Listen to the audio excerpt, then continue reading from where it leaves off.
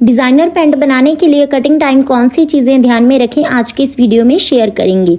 अगर आप हमारे चैनल पर नए हो, चैनल को सब्सक्राइब करें और बेल आइकन को प्रेस करें for more stitching videos. Hello my dear viewers, इस पैंट को बनाने के लिए मैंने यहाँ पर 2 मीटर क्रेप का फैब्रिक लिया है।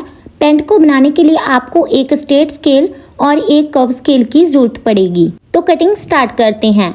सबसे पहले मैंने इस फैब्रिक को विड्थ वाइज डबल फोल्ड में रखा है।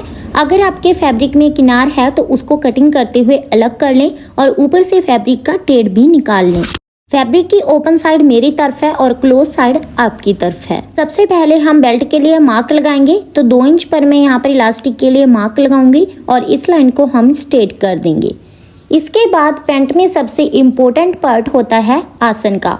उसके लिए हमको हिप राउंड का मेजरमेंट चाहिए होता है। मेरे मेजरमेंट में हिप राउंड 36 इंच है। उसमें हम 2 इंच का लूजिंग ऐड करेंगे। जितना भी आता है उसको 4 से डिवाइड करें और प्लस ½ इंच सिलाई के लिए ऐड करें। तो मेरे मेजरमेंट के अकॉर्डिंग यहाँ पर 10 इंच आ रहा है, तो मैं यहाँ पर 10 इंच पर एक मार्क लगाऊंगी। नेक्स्ट मार्किंग हम आसन की लेंथ के लिए करेंगे। इसके लिए आपने हिप राउंड को 4 से डिवाइड करना है प्लस 2 इंच लूजिंग का ऐड करना है। तो मेरा यहाँ पर 11 इंच आ रहा है, तो मैं 11 इंच पर एक स्ट्रेट लाइन ड्रॉ करूंगी। अब हम क्रॉच कर्व के लिए मार्क लगाएंगे।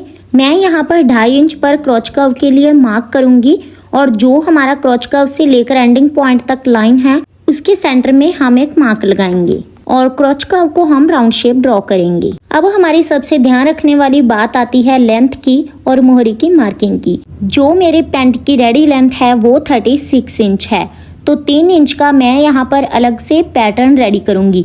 तो 36 इंच में से मैं 3 इंच माइनस कर दूंगी, तो हमारा बचेगा 33 इंच प्लस 1 इंच मैं यहाँ पर मार्जिन के लिए ऐड करूंगी। तो मैं मार्क लगाऊंगी 34 इंच पर और लाइन को स्ट्रेट करेंगे। अब हम क्या करेंगे, जो हमारी एक्चुअल लेंथ है हम उसका मार्क लगा लेंगे एक बार। तो 36 इंच पर मैं एक बार एक लाइन ड्रॉ करूंगी। जो सेंटर का मार्क हमने ऊपर लगाया था अब हम उसको मेजर करेंगे। तो मेरा यहाँ पर 6.25 इंच बन रहा है, इतना ही हम नीचे ही मार्क करेंगे 6.25 इंच। पैंट के बॉटम की मार्किंग हम ऊपर से ना करते हुए नीचे वाली मार्किंग से करेंगे। ये हम क्यों करेंगे इसका रीजन मैं आपको बाद में बताऊंगी। सेंटर लाइन से दोनों तरफ 3.5 इंच पर मार्क करेंगे। बॉटम हम 7 इंच रखेंगे। लेग को शेप करने के लिए अब हमें कर्व स्केल की जरूरत पड़ेगी। अगर आप हेवी साइज के लिए पैंट बना रहे हो तो आप कर्व स्केल को इस तरीके से रखें। अगर आप स्मॉल मीडियम साइज के लिए बना रहे हैं तो कर्व स्केल को इस तरीके से रखें। और अब हम क्रॉच एरिया वाली मार्किंग और मोहरी वाली मार्किंग को मैच करेंगे। सेम प्रोसेस ही आपको दूसरी साइड भी फॉलो करना है। पैंट के फ्रंट पार्ट की मार्किंग हमने कर ली है, पर जो हम पैंट की कटिंग है वो नीचे वाली मार्किंग से न करते हुए ऊपर वाली मार्किंग से ही कटिंग करेंगे।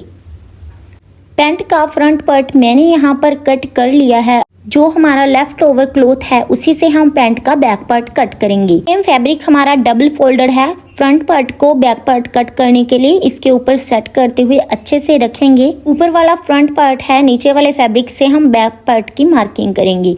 सबसे पहले जो मार्किंग हमने पहले की थी बेल्ट की, क्रॉच कर्व की और नीचे बॉटम की, उन लाइंस को हम स्ट्रेट कर देंगे। बैक पार्ट में लूजिंग ऐड करने के लिए हम क्रॉच कर्व 2.5 इंच इतना आगे की तरफ बढ़ाकर रखेंगे।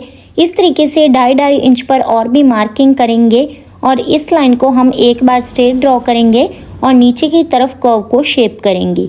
कंफर्टेबल पैंट के लिए बैक पार्ट में लूजिंग रखना बहुत ही इंपॉर्टेंट है। तो 2 इंच हैवी साइज के लिए आप इस बैक पार्ट को बढ़ाकर रख सकते हो। मीडियम और स्मॉल के लिए 1.5 इंच तक बढ़ा सकते हो। मुझे पैंट में ज्यादा कंफर्ट चाहिए, इसलिए मैं 1.25 इंच जितना बैक पार्ट बढ़ाकर रख रही हूँ और इस लाइन को हम आड़ा तिरछा मैच कर देंगे इस तरीके से। घुटने वाली तरफ हम 1.75 इंच जितना लूजिंग ऐड करेंगे और नीचे की तरफ से 1 इंच जितना। मैं आपको एक बात कंफर्म कर दूं कि हमने एक्चुअल लेंथ का नीचे का मार्क क्यों लगाया था। अब हम इसको मेजर करेंगे तो ये हमारा 7.5 इंच बन रहा है।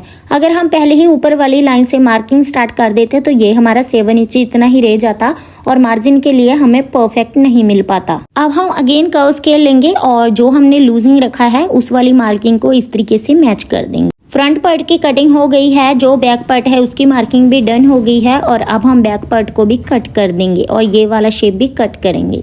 जो हमारी पैंट की कटिंग है यहाँ पर कंप्लीट होती है। जो हमारा एक्स्ट्रा फैब्रिक है उसको हम कट करते हुए अलग करेंगे। अभी हम बैक के ऊपर फ्रंट पल्ले को रखेंगे और इसको 1/2 इंच का मार्जिन लेते हुए साइड वाला स्टिच कंप्लीट कर देंगे। 1/2 इंच का मार्जिन लेते हुए मैं ये वाला स्टिच टिल एंड तक कंप्लीट कर दूंगी। सीधी साइड अंदर वाली तरफ है, उल्टी साइड बाहर वाली तरफ है। एक्स्ट्रा थ्रेड को कट करेंगे। इसके नीचे अब हम लेस को अटैच करने वाले हैं। जाली वाला मैंने यहाँ पर लेस लिया है। पैंट की सीधी साइड है और लेस को हम इसके ऊपर उल्टा करते हुए रखेंगे। सबसे पहले अपने फैब्रिक को इस तरीके से 1 टाइम फोल्ड करना है और इसके बाद अपने लेस को रखते हुए फैब्रिक को 2 टाइम फोल्ड कर देना है। कटिंग टाइम हमने जो हमारा मार्जिन रखा था वो हमने 1 इंच एक्स्ट्रा रखा था, तो जो हमारा 1 इंच एक्स्ट्रा फैब्रिक था वो इसी तरीके से हम कवर करेंगे। जितना भी आपको लेस दबाना है उसी तरीके से आपने फैब्रिक को फोल्ड करते जाना है और बिल्कुल किनार के ऊपर स्टिच लगाते जाना है। स्टिचिंग हमारी कंप्लीट हो गई है लेस की। अब हम एक्स्ट्रा लेस और एक्स्ट्रा थ्रेड को कट करेंगे। लेस को इस तरीके से टर्न ओवर करेंगे और ऊपर वाले फैब्रिक को फिनिशिंग के लिए हम यहाँ पर टॉप स्टिच लगाएंगे। इससे क्या होगा, जो हमारा फोल्डेड फैब्रिक है वो भी बाहर की तरफ नहीं आएगा और हमारा लेस भी फिनिशिंग के साथ लगेगा। 1 इंच का मैंने यहाँ पर पैटर्न रेडी करना था। 2.5 इंच का मैंने यहाँ पर कैनवस पेपर लिया है और 1/2 इंच जितना हमारा लेस हो गया। अब हम इसको लेफ्ट ओवर क्लॉथ पर इस तरीके से पेस्ट करेंगे। 1/2 इंच मैंने ऊपर की तरफ इस तरीके से सेट किया है और 1/2 इंच जितना फैब्रिक मैंने और एक्स्ट्रा लिया है, तो इसको इस तरीके से फोल्ड करते हुए इक्वल करें। ये जो हमारा बॉटम का रेडी किया हुआ पैटर्न है वो हम लेस के साथ अटैच करेंगे। तो ये जो हमारा फोल्डेड साइड फैब्रिक है इसकी बिल्कुल किनारी के ऊपर हम लेस रखेंगे। तो लेस जितना आपको दबाना है उतना ही आपको स्टिच लगाना है।